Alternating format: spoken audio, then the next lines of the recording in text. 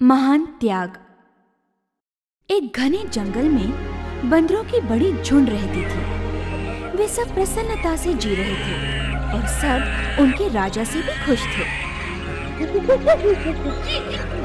एक दिन बंदरों के राजा ने सारे बंदरों को बुलाया। दोस्तों, हम इतने सालों से इस आम के पेड़ पर खुशी से जीवन बिता रहे हैं, लेकिन मेरा मन मुझे किसी संकट की सूचना दे रहा है।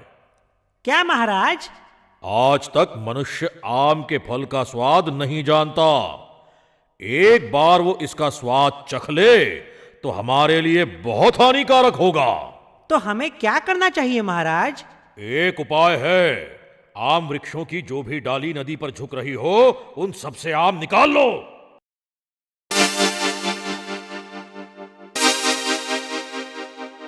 बड़ी सावधानी के पश्चात भी एक रसीला आम नदी में गिर गया। एक मछुआरे को मछलियों के साथ फल भी नदी में मिला। अरे, ये क्या है? शायद मेरा दोस्त इसे जानता हो। उसने अपने दोस्त को वो फल दिखाया। देखो, ये मुझे मछलियों के साथ नदी में मिला। मैंने इसे चख के देखा, बहुत स्वादिष्ट है ये। मैंने ऐसा फल पहले कभी नहीं देखा। मैं कहता हूँ इसे महाराज के पास ले जाओ। हाँ, शायद यही ठीक होगा। वो मछुआरा राजमहल की ओर निकल पड़ा। महाराज, ये फल मुझे नदी में मछलियों के साथ मिला। ये क्या है मंत्री? इसे आम्रफल कहते हैं महाराज। ये बहुत स्वादिष्ट होता है। पर ये आम उगते कहाँ हैं? ये घने जंगलों में पेड़ों पर उगते हैं महाराज। ठीक है मंत्री, कल हम वहां जाएंगे। जाने की सारी तैयारी करो। जैसी आज्ञा महाराज। अगले दिन सुबह राजा अपने कुछ सैनिकों के साथ जंगल के लिए रवाना हो गए। जंगल में एकदम हल्ला मच गया। हैरान होकर सारे बंदर चिल्लाने लगे। ये आवाजें कैसी? बंदर है महाराज। सैनिकों से कहो, हम आज आम के साथ बंदर का मांस भी खाएंगे। सारे बंदर घबरा गए। सैनिक बंदरों का शिकार करने लगे। महाराज, उन्होंने हम पर हमला बोल दिया है, हमें बचाओ। अरे अरे, धीरज रखो, धीरज रखो, मुझे सोचने दो। बस जैसा मैं कहता हूँ वैसा करो।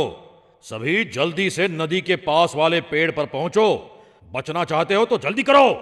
सब वैसे ही करें जो मैं कहता हूँ। अब मैं नदी के उस पार के वृदा पर झूलूंगा और तुम सब एक एक करने पार करके पहुंच जाओ। जल्दी से उस लंबी लता का एक सिर उस पेड़ को बांधो और दूसरा मेरी कमर को। बंदर राजा ने एक लंबी छलांग लगा के नदी के पार एक वृक्ष की डाली को पकड़ा। उसने देखा कि लता छोटी है, तो उसने डाली को पकड़कर झूलना शुरू किया। बंदर एक एक करके पार करने लगे।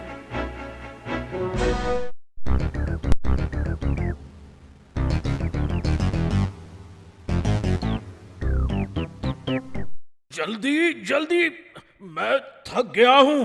ज्यादा देर तक नहीं पकड़ सकता। झुंड में एक क्रूर बंदर खुद राजा बनना चाहता था। बस यही मौका है मेरे राजा बनने का। उस क्रूर बंदर ने झट से नदी पार की और पेड़ पर चढ़ते ही बंदर राजा को जोर से धक्का देकर नीचे गिराया। सारे बंदर ये दर्दनाक दृश्य देख रहे थे, पर उसे बचाने वाला कोई न था।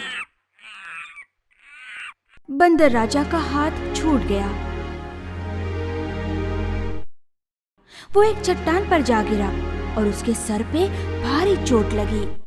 उधर नदी के इस पार राजा वो सब देख रहे थे। चलो, हमें उसकी सहायता करनी चाहिए। तुमने अपनी जान दांव पर लगाकर उन सब की रक्षा की। इसमें कोई बड़ी बात नहीं, ये मेरा कर्तव्य था।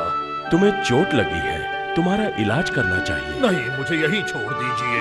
मेरी मौत नजदीक आ रही है। तुम्हें बहुत दर्द हो रहा होगा। मुझे मेरी परवाह नहीं। मुझे खुशी है कि मेरे सारे प्रजाजन सुरक्षित हैं। ये कहकर बंदर राजा मर गया।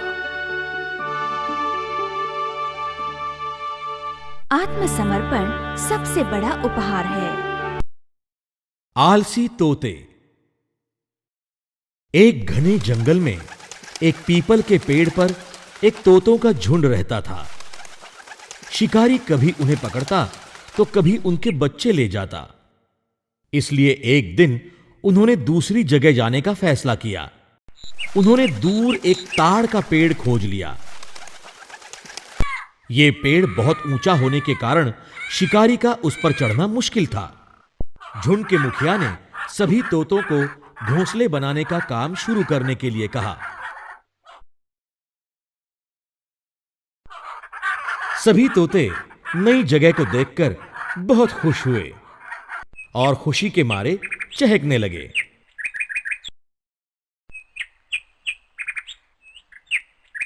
लेकिन मुखिया सावधान था और अब भी उस नई जगह की जांच कर रहा था। अचानक उसने उस पेड़ के पास एक छोटी लता को देखा। उसने सभी तोतों को नीचे बुलाया। आओ, आओ, जल्दी नीचे आओ। इस पेड़ के पास जो लता है उसे अभी निकालना होगा। सारे तोते घोंसलों में आराम कर रहे थे। वो अपने घोंसलों से ही नीचे उगी उस लता को देखने लगे और कहने लगे, मुखिया जी, आप यूं ही चिंता कर रहे हो? ये छोटी सी लता हमारा क्या बिगाड़ेगी? मुखिया उनको उस लता को निकालने की आवश्यकता समझाने लगा। आज ये लता नाजुक है, उसे निकालना आसान है, लेकिन वो हमेशा इतनी ही नहीं रहेगी। कुछ दिन बाद वो बड़ी सख्त रस्सी की तरह बन जाएगी। इसे अभी निकालना होगा। आगे जाकर ये शिकारियों का पेड़ पर चढ़ने का साधन बन जाएगी। वो आसानी से घोंसलों तक पहुंचेंगे और अनर्थ हो जाएगा। सारे तोते आराम से घोंसलों में बैठे थे। वो अपने मनोरंजन में रुकावट नहीं चाहते थे। मुखिया की बात वो रोज अगले दिन पर टालते रहे। टालते टालते तोतों ने उस लता को बढ़ने दिया। कुछ दिनों बाद लता बढ़कर मजबूत बन गई। अब तोतों ने उसे निकालने की कोशिश की, पर वो उसे नहीं निकाल पाए। एक दिन जैसा मुखिया ने कहा वैसा ही हुआ। एक शिकारी वहां आया। उसने उस मजबूत लता को देखा। उस लता की सहायता से वो बहुत आसानी से पेड़ पर चढ़ गया। पूरे झुंड की आंखों के सामने वो उनके घोंसलों से सारे बच्चों को निकालकर ले गया। सारे तोते सिर्फ देखते रह गए और कुछ नहीं कर पाए। इस घटना के बाद सारे तोते वो पेड़ छोड़कर चले गए। अपने मुखिया की बात न मानने पर वो बहुत पछताने लगे, पर अब बहुत देर हो चुकी थी।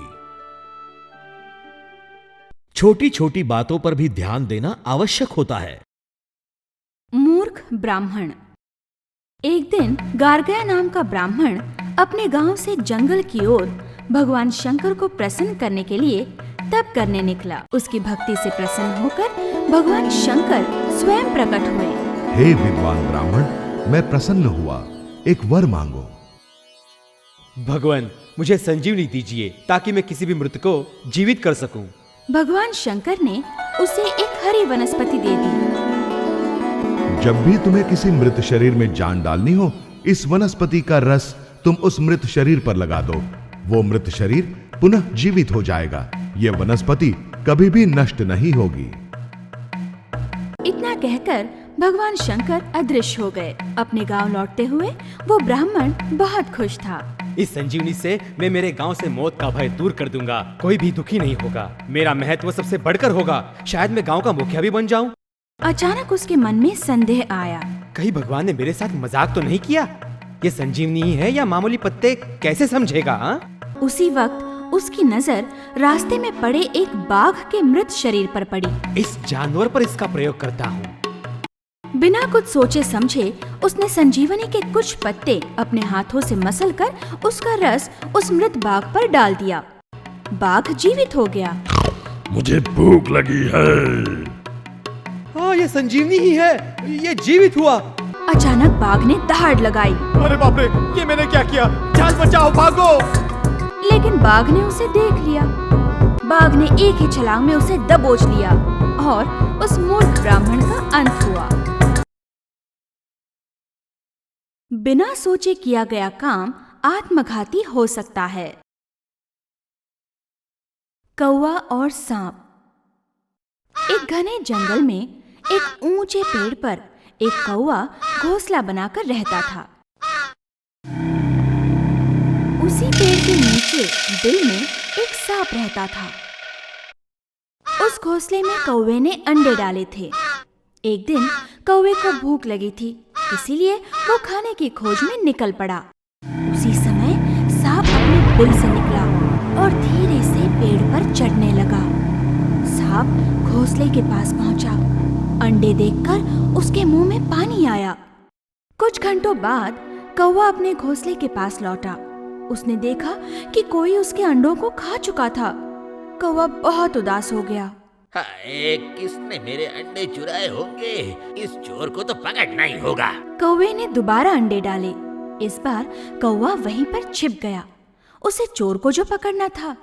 कुछ समय बाद नीचे रहने वाला सांप फिर से वहां आया और कौवे के अंडे खाने लगा। कौवे ने चोर को पकड़ लिया। वो बाहर निकला। तुम्हारी ये हिम्मत, मेरे अंडे खाते हो? कौन है? अरे तो तुम यही हो। तुम्हारी हिम्मत कैसे हुई मेरे अंडे खाने की? शर्म आनी चाहिए तुम्हें अपनी करतूत पर। मैं क्यों शर्माऊं? मुझे भूख लगी थी, इसलिए मैं तुम्हारे अंडों को निगल गया। अगर दोबारा मेरे अंडों की तरफ देखा भी तो मैं तुम्हें मार डालूंगा। तुम क्या मुझे मारोगे? तुम्हें जो करना है कर लो। कौवा बहुत उदास हो गया। उसी समय उसका दोस्त लोमड़ी वहां से गुजर रहा था। कौवा पेड़ से उतरकर अपने दोस्त के पास आया और रोने लगा। अरे क्या हुआ? क्यों रो रहे हो? अरे वो चालाक सांप मेरे सारे अंडे खा गया। मैं उसे मारना चाहता हूँ पर क्या करूँ? अकेला हूँ। रो मत मेरे दोस्त, मैं तुम्हारी मदद करूँगा। तुम मेरी मदद कैसे करोगे? हाँ, मेरे पास एक तरकीब है। तुम रोना बंद करो, मेरी बात सुनो। ठीक है, क्या करना है? देखो प्यारे दोस्त, तुम इस देश की राजकुमारी के नहाने के तालाब के पास जाओ। हाँ। वो नहाने से पहले गले का हार उतारकर किनारे पे रखती है। हाँ। उस समय तुम वो हार लेकर आओ और उस सांप के बिल में डाल दो। अरे क्या हार सांप के बिल में डाल दूं? अरे पर उससे क्या होगा? अरे जैसा मैं कहता हूँ वैसा करो और फिर नतीजा देखो। कौवा उड़कर राजकुमारी के नहाने के तालाब के पास गया। वो हार लेकर उड़ने लगा। राजकुमारी ने देखा और वो चिल्लाने लगी। सारे नौकर सावधान हो गए और कौवे का पीछा करने लगे। सांप के बिल में हार डालकर कौवा वहां से उड़ गया। आवाज सुनकर अनजान सांप ने बिल के बाहर झांक कर देखा। हार उसके गले में पड़ा था। हार देखकर राजकुमारी के सारे नौकर सांप पर टूट पड़े और उसे मार डाला। सांप के गले का हार लेकर वे लोग वापस चले गए। ये देखकर कौवा बहुत खुश हुआ। उसकी मुश्किल दूर हो गई थी। धन्यवाद दोस्त, तुमने इस मुसीबत में मेरी मदद की।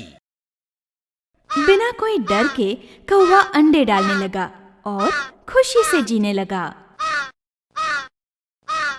दोस्ती की पहचान मुसीबत में होती है। खरगोश और कांटा चूहा। नर्मदा नदी के किनारे एक घना जंगल था। उसमें रहने वाले जानवर हमेशा झगड़ते रहते थे। हम हमेशा झगड़ते हैं। हमारा कोई राजा नहीं है जो हमारा न्याय कर सके। हाँ, हमारा एक राजा होना चाहिए। लेकिन राजा बनेगा कौन? फिर से झगड़ा शुरू हुआ। मैं राजा बनूंगा। अरे नहीं, मैं ही राजा बनूंगा।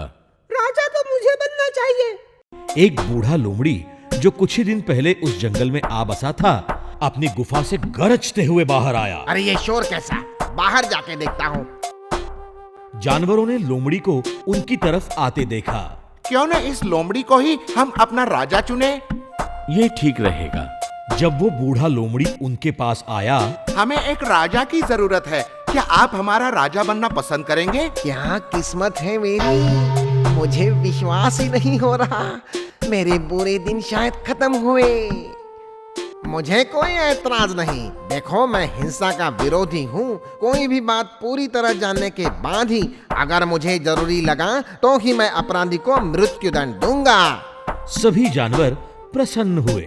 महाराज, हिंसा के विरोधी तो हम भी हैं, लेकिन एक न्यायप्रिय राजा ही अपराधी को मार सकता है। अच्छा, तो ठीक है। अगले ही दिन खरगोश और कांटा चूहा के बीच झगड़ा हो गया। ये बिल मेरा है। नहीं, ये मेरा है। मैंने इसे सबसे पहले देखा है। तुमने देखा ठीक है, पर मेरे ही पिताजी ने इसे पहले बनवाया था। तुम्हारे पिताजी ने बनाया तो क्या हुआ? उन्होंने इसे छोड़ दिया था। अच्छा, ये बात है, तो हम राजा के पास चलते हैं। न्याय मांगने के लिए दोनों बूढ़े लोमड़ी के पास गए। महाराज, हमें न्याय चाहिए, न्याय। क्यों, क्या हुआ? दोनों जानवर एक साथ अपने झगड़े के बारे में लोमड़ी को बताने लगे। अरे जरा रुको रुको, मैं बूढ़ा हूँ, कान से अच्छी तरह सुन नहीं पाता। जरा मेरे पास आकर कहो। दोनों जानवर बिना हिचकिचाए लोमड़ी के पास गए। अगले ही पल लोमड़ी उन पर झपटा और उन्हें मारकर खा गया। अब सब जानवरों को अच्छा सबक मिल गया। दोस्तों, हमें अपना न्याय खुद करना चाहिए। अजनबी पर विश्वास करके तो हम फंस गए। अजनबी पर विश्वास करना उचित नहीं।